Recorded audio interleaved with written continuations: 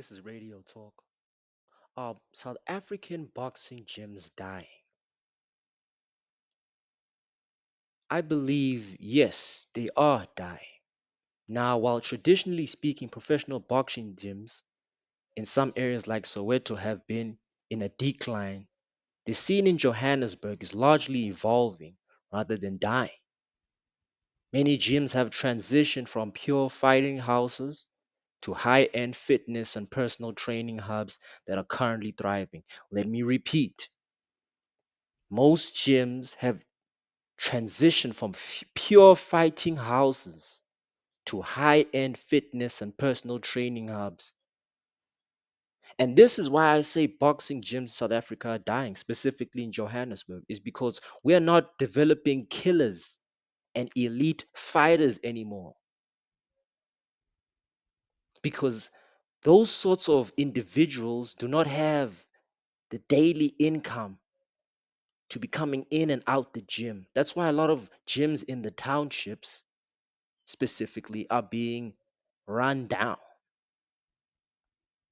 And now they're being replaced by high intense fitness and personal training for corporate, you know, um, the family, guy, the family woman, which is good, it's great for the regular folk to have a fitness routine in a boxing gym, but it does not do any service for the sport because those sort of people are not going to level up in terms of professional level or amateur level in boxing. Do you understand what I'm saying? I'm not going to mention any names specifically, but a lot of gyms in South Africa currently, right now, especially in Johannesburg, are not teaching people pure boxing, the art of boxing, the art of hitting and not getting hit. And I'm going to read you some stats real quick. All right? South Africa's highest finish in Olympic boxing, specifically for a gold medal, was achieved by six different boxers between 1920 and 1948. South Africa has won a total of 19 Olympic boxing medals: six gold, four silver, nine bronze, making it the most successful African nation in the South Africa in sports Olympic history. Now, I just mentioned those dates to you. That's apartheid dates, so you know there are no black boxers in that list. There are Europeans on that list claiming to have a South African passport. However, all these medals were won prior to the country's 32-year ban from the Games due to apartheid, since being reinstated in 1992. So, since 1992, when South Africa had a pure democracy, there has been no South African fighters that has even made it to the top three of the Olympic boxing sanction. South Africa has not won a single Olympic boxing medal since 1960. That is 66 years ago. The first man to win a gold was Clarence Walker. We know Clarence Walker is a white man. Bantamweight division. You understand what I'm saying? And this, is a clear indication that white fighters were better funded. They had a better they had better investors than black fighters because let's be real, apartheid days they were pure fighters from the townships. There still is.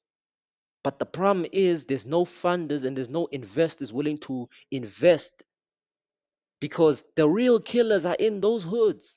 The real killers are in those places. The rundown soft places. The rundown hard places, excuse me, like Soweto, like Deep Sloot, like Tembisa, like Alexandra. I could name a whole lot of traditional townships where you can create and mold a young lad who's in the streets in a hard life and create a disciplined athlete who can box his way out of that lifestyle. But the thing is, we don't have gyms and investors willing enough to invest in township sports. I'm just going to keep it real with you. The highest level of boxer in South Africa, Kevin, the KO kid, Larina, you know, born in Johannesburg, Gauteng. Of course, white boy, white guy.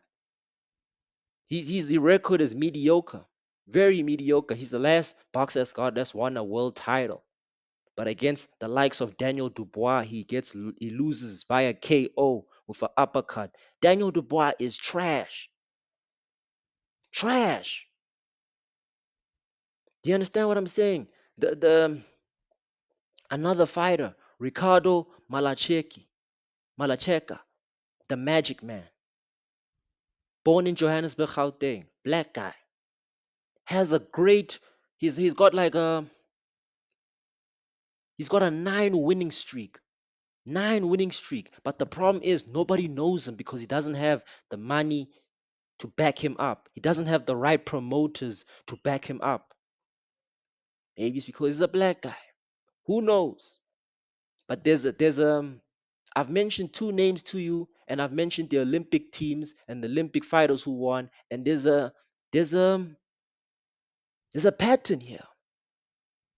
There is a pattern here because most of the boxing gyms we see today are in the high estate industrial economical suburbs like Bryanston, Morningside, Sandton, Rivonia, Pretoria, places where people who live there can afford the boxing, but the people who live there are not killers. You understand what I'm saying? And this is why I believe that boxing in South Africa is dying. You cannot teach fitness and personal training to a killer. No,